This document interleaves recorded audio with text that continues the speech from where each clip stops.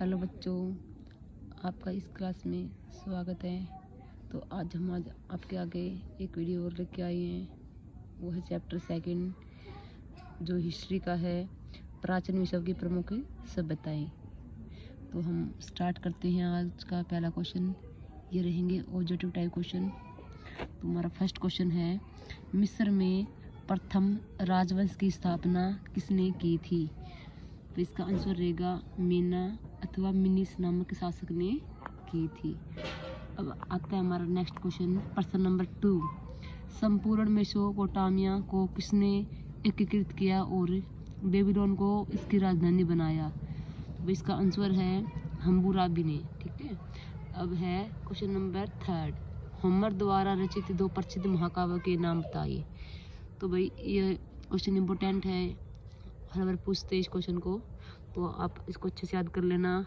इसका अर्थ है आंसर इसका इलियस और ओडिसी। ठीक है, 2 ये प्रसिद्ध उनके होमर द्वारा रचित महाकाव्य थे। ये ऐसे पूछ सकते हैं कि होमर द्वारा रचित काव्य का नाम बताओ, या फिर 2 का, या फिर ऐसे भी क्वेश्चन आ सकता है कि इलियस या फिर ओडिसी नामक ग्रंथ जो है या किसने लिखा। ठीक है, तो आंसर रहेगा होमर। अब आते हैं क्वेश्चन नंबर 4 की ओर। रोम तथा ईरान के साम्राज्य को क्या चीज अलग करती थी? तो इसका उत्तर है भूमि की एक संकरी पट्टी जिसके किनारे फरात नदी बहती थी, वो इन दोनों को अलग जो करती थी, रोम और ईरान को। ठीक है। अब है क्वेश्चन नंबर 5, यूनान का प्रसिद्ध इतिहासकार कौन था? आंसर है भाई इसका हिस्टोरिका का लेखक हेरोडोटस। ये भाई ऐसे भी आ सकता है क्वेश्चन, इतिहास का पिता किसे कहा जाता है? तो हेरोडोटस को। और उन्होंने कौन सी बुक लिखी थी? उन्होंने बुक लिखी थी हिस्टोरिका। ठीक है, अलग वे में क्वेश्चन को पूछ सकते हैं घुमा फिरा के।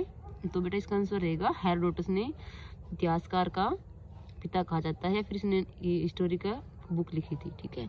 अब आता है क्वेश्चन नंबर 6, उत्तर मिस्र तथा दक्षिण मिस्र के राज चिन्ह क्रमशः क्या क्या थे?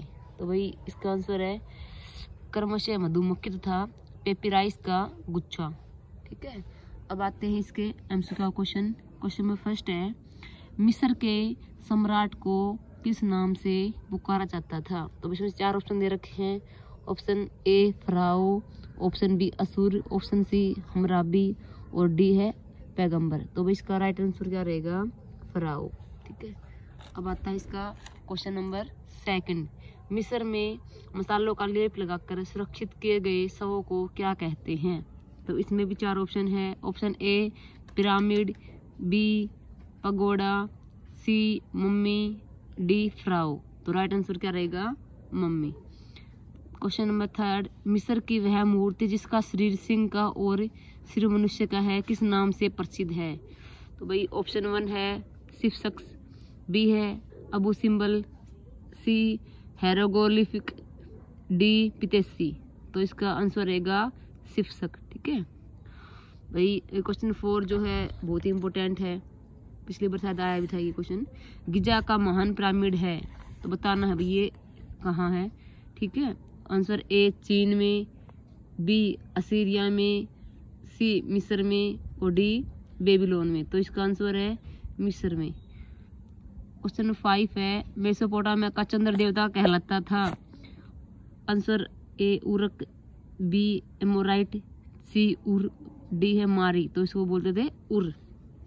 क्वेश्चन 6 है, यूनान का सबसे प्रसिद्ध नगर राज्य कौन सा था? तो एथेंस है, बी स्पार्टा, सी मैसिडोनिया, डी थेल्स। तो इसका राइट आंसर रहेगा यूनान में कहाँ पड़ता? भाई एथेंस में पड़ता। ठीक है। अब क्वेश्चन नंबर 7 है, यूनान का सबसे बड़ा देवता था? नंबर ए अपोलो सूर्य, बी मार्स युद्ध का देवता, सी जी यस आकाश का देवता और डी है हर्मस व्यापार का देवता। तो इसका आंसर रहेगा जिजस आकाश का देवता। ठीक है, ऐसे पूछ सकते हैं जिजस के कैसे कहा जाता है? तो आकाश के देवता को जिजस कहते हैं। ठीक है।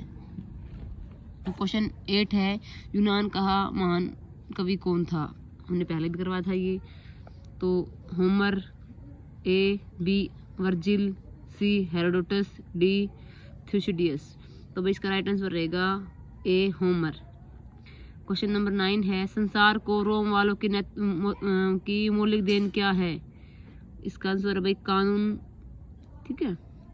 अब क्वेश्चन नंबर 10 है, चीन की भवन निर्माण कला का सर्वोत्तम नमूना कौन सा है? उन्होंने यानी कि सबसे बड़ा जो है वो क्या बनाया था वो बताना है। तो उनका पहला ऑप्शन है महान दीवार, दूसरा है महान स्नानघर, सी है कोणार्क का मंदिर, डी है जगुरात। तो भाई आंसर रहेगा महान दीवार। अब है क्वेश्चन नंबर 11, ताओ धर्म की प्रसिद्ध पुस्तक का क्या नाम है? Option A Bible, B Old Testament, C Lao Tzu king pagoda. तो भाई ऑप्शन सी रहेगा इसका। क्वेश्चन नंबर 12 है, चीन की सभ्यता का विकास हुआ?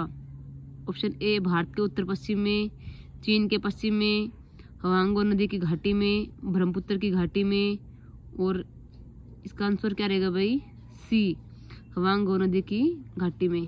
अब भाई आगे इसके जो बच गए ये क्वेश्चन है ना, ये आते ट्रू फॉल्स वाले भी आते हैं। इसमें से क्वेश्चन दे रखे, स्टेटमेंट दे रखी है, आपको इसमें से निकालना होता है, और ऐसे ही आंसर स्पेशल दे रखा होता है, आपको इसमें से पढ़ के और फिर इसके आंसर है यहाँ पे ढूंढने पड़ते हैं।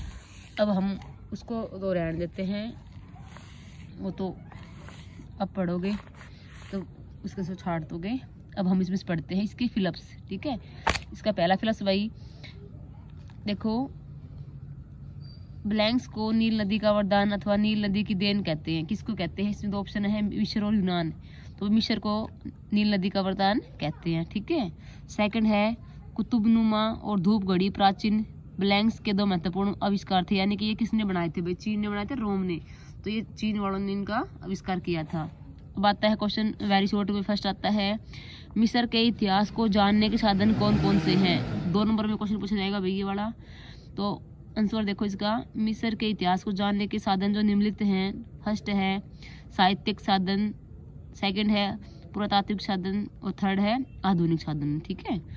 अब आता है सेकंड क्वेश्चन, मिस्र के लोगों का आर्थिक जो गतिविधियां थी वो कैसी थी, वो कौन कौन सी थी, वो लोग क्या क्या काम करते थे? तो भाई इसमें आंसर है इसका, उनका कृषि, पशुपालन, उद्योग धंधे, वाणिज्य और व्यापार उनमें शामिल थे, जो ये काम करते थे, ठीक है। ये एक्टिविटी वो करते थे वहाँ के लोग। अब आता है क्वेश्चन थर्ड, मेसोपोटामिया का क्या अर्थ है? तो भाई मेसोपोटामिया जो है यूनानी भाषा 2 शब्दों से बना है, मेसो तथा पोटम से बना है, जिसका देखो इसमें मेसो का अर्थ है मध्य तथा पोटम का अर्थ है नदी। इस प्रकार हम कह सकते हैं जो दो नदियों के बीच का क्षेत्र है उसको क्या बोला गया है? मेसोपोटामिया, जो कि आधुनिक इराक तथा ईरान के कुछ भाग प्राचीन काल में भी मेसोपोटामिया के भाग थे, ठीक है। अब क्वेश्चन है 4, मेसोपोटामिया क्षेत्र में विकसित होने वाली विभिन्न सभ्यताएं कौन सी थी?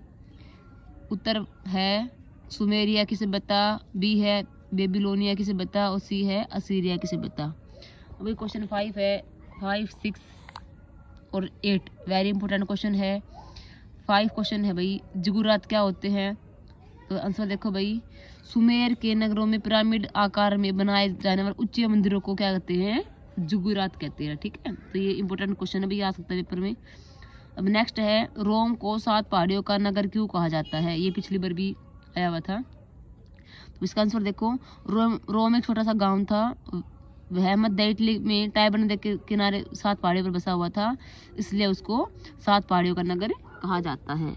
क्वेश्चन 7 है, चीनी सभ्यता की प्रांतीय शासन व्यवस्था कैसी थी? तो भाई आंसर देखो, चीनी सभ्यता में प्रांतीय शासन स्थानीय शासन जैसा था। 2 या 3 गांवों का समूह एक जिसको फू बोलते थे बनता था। फू प्रांत के समान होता था। प्रांतों को कई सैंग भी कहा जाता था। प्रांत में छोटे छोटे गांव और नगर आते थे। इसकी शासन व्यवस्था एक न्यायाधीश और एक राज्यपाल चलाता था। इनकी नियुक्ति सम्राट करता था, ठीक है। अब है क्वेश्चन नंबर 1, पिरामिड क्या होते हैं? भाई पिरामिड होते हैं जो व्यक्ति मर जाते हैं ना, उस टाइम पे राजा रानी जो भी मरते थे तो उनके शव को मसाले लगाकर सुरक्षित जगह पे रखते थे, जिसको मम्मी कहा जाता है, ठीक है। और इनको जिस जगह पे रखा जाता था ना इन शवों को, उसको क्या बोलते थे? पिरामिड बोलते थे, ठीक है। मैंने आपको इजी लैंग्वेज में बता दिया है, आपको अच्छे से याद करना है, ठीक है। अब क्वेश्चन नंबर 9 है, रोम की सभ्यता के पतन के लिए उत्तरदायी 2 कारण बताओ। तो भाई आंसर देखो, रोम की सभ्यता के पतन का सबसे बड़ा कारण साम्राज्यवाद था। युद्धों और साम्राज्यवाद के कारण भी रोम में लोकतंत्र समाप्त हो गया था। सेकंड है, राजनीतिक संघर्ष भ्रष्टाचार के कारण भी रोम की सभ्यता का पतन हुआ। जो आगे बच गया वो नेक्स्ट वीडियो में करते हैं। आगे और वीडियो पाने के लिए लाइव जुड़े रहें। ठीक है भाई। ओके, हम ये जो वीडियो है आपको ना 8 बजे तक मिल जाएगी, डाल देते हैं, तो आप वहाँ पे सर्च कर लेना, ठीक है ना। ओके।